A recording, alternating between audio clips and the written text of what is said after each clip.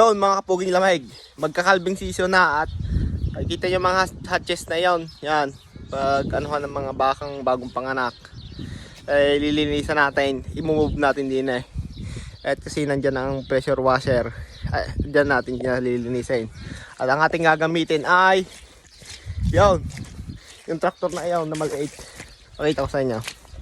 Ari first time ko pala ang gagamitin, ngayon pala ang sabi, i-move ko yung hatches, mga hatches na yon. Sabi ko sa boss ko, marunong ka ga? Oo, sabi ko kahit ako hindi marunong. Yan, M9 9540 ating gagamitin. Bagong bago pa yan. Ay siya, kita na. Ari pala yung manual. May clutch. Yung iba kasing traktor ay automatic. Oh, yan.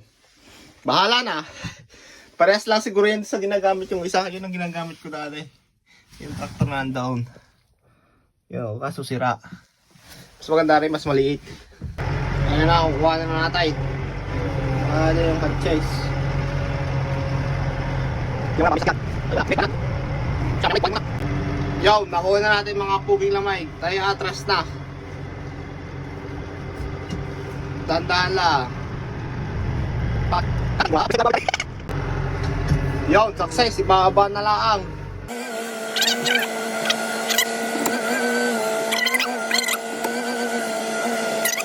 Yon, mission success how? Oh. Yan ang sinasabi ko, kung kaya ng iba, ipagawa mo sa kanila. Basta pag tinanong ka kung marunong ka, oo ka lang ng oo. Aba, ayos nga din eh. Ay siya. Tayo hugasan na rin. Yon, bali rin bubuksan nyo lang. Oh. Katalo. Basta rin, ito yung mga house. Akong gumawa na rin, ginawa ko lang rin. Kaya kadugyot na rin eh. Nandyan lang, pakalat-kalat lang sa labas.